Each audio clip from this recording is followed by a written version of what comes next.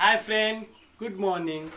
मैं फिर से आपके बीच आया हूँ आज ट्रिकी मैथ का सेशन 6 लेकर। इसके पहले मैंने सेशन 5 तक ट्रिकी मैथ आपको बताया।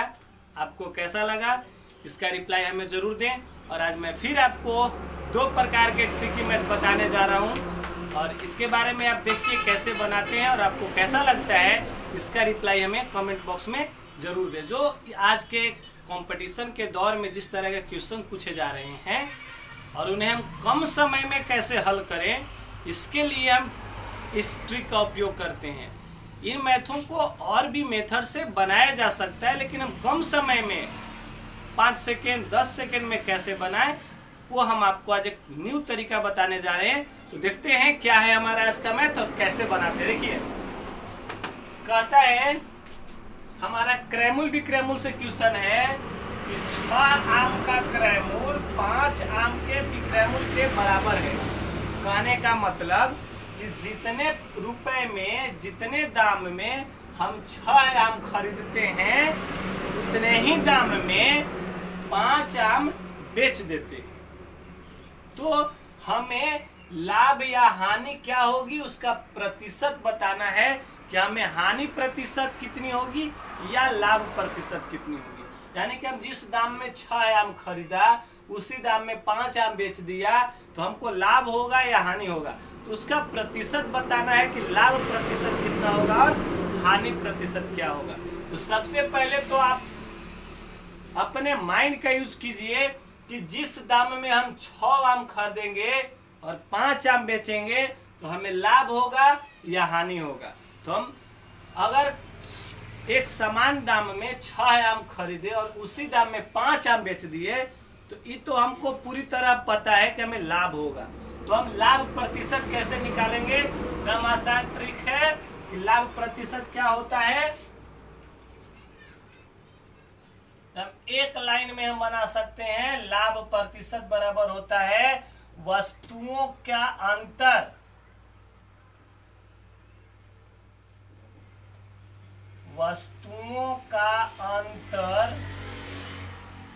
बटा में जो विक्रयमूल्य वाला है वो विक्रयमूल्य में वस्तुओं की संख्या, यानी कि विक्रयमूल्य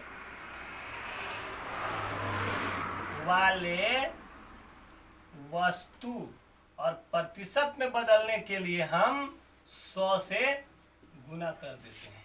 यही हमारा ट्रिक है, हमेशा वस्तुओं का अंतर। लेकिन हम देखेंगे कि लाभ होगा कि प्रतिशत, लाभ होगा कि हानि प्रतिशत, वो हम क्वेश्चन से देखेंगे।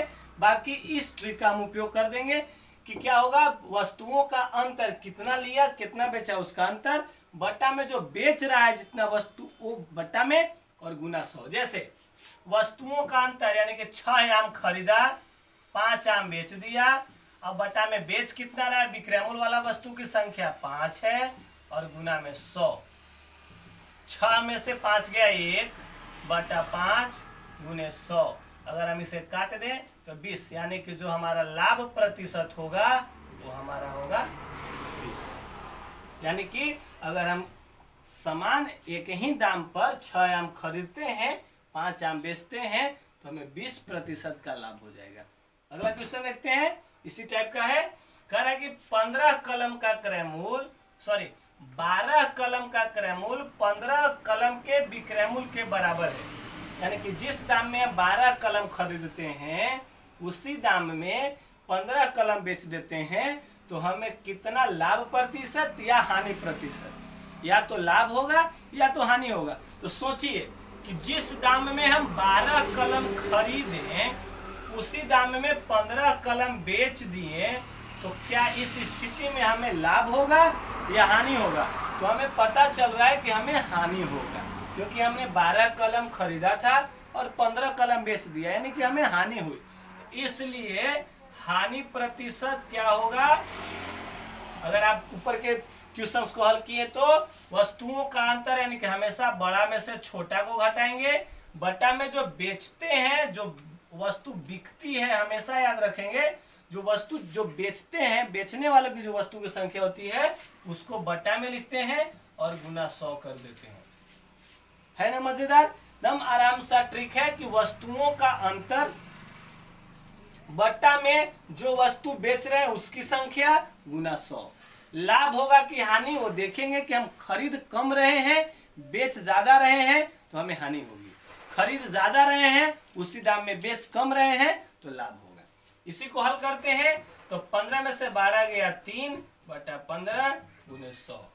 काट दे 5 बार में, 5 से काटे तो 20% की इसमें हानि हो जाएगी, यानी कि हानि हमारा 20% होगा।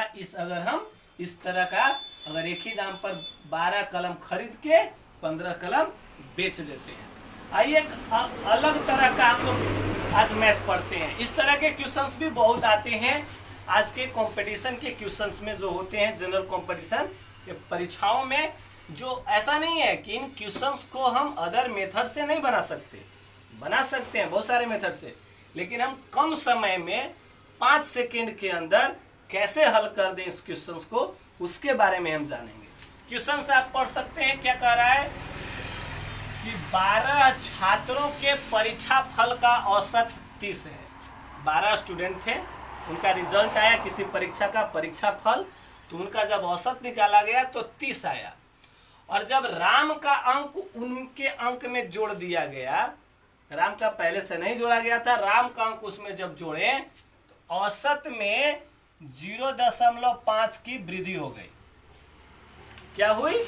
0.5 की वृद्धि हो गई, यानी कि औसत जो है से 0.5 बढ़ गया।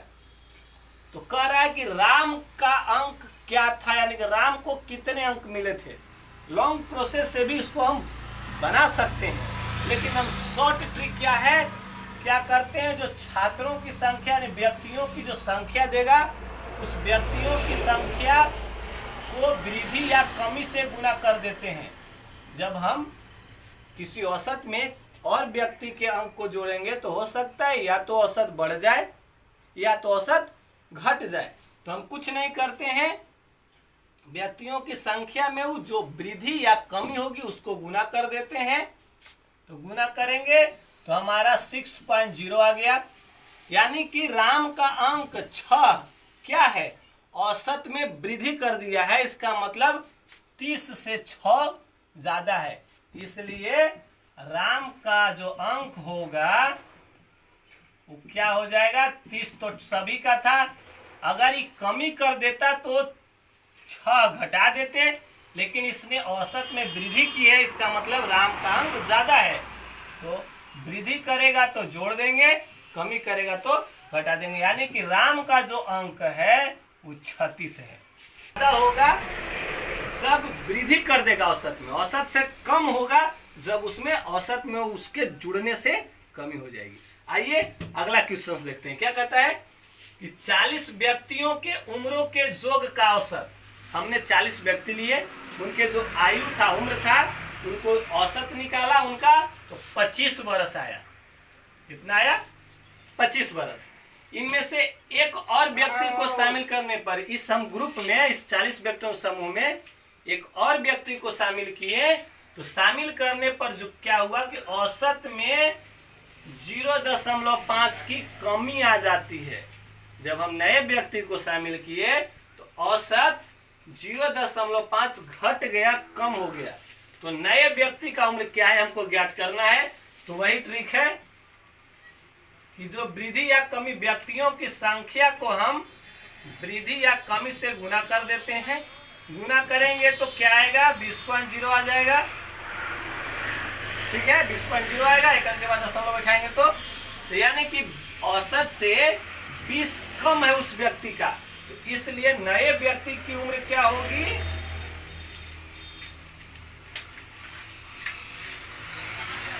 20 कम हो जाएगा। जो पहले से औसत 25 था, उसमें से इस व्यक्ति का जो उम्र है वो 20 कम है, जिसके वजह से 0.5 कमी आ गई, यानी कि 20 को इसमें से घटा देंगे। कमी कहेगा तो घटा देंगे हम, यानी कि जो नया व्यक्ति है जिसको शामिल किया है, उसकी जो आयु है वह 5 वर्ष है। इस तरह के क्वेश्चंस आते हैं।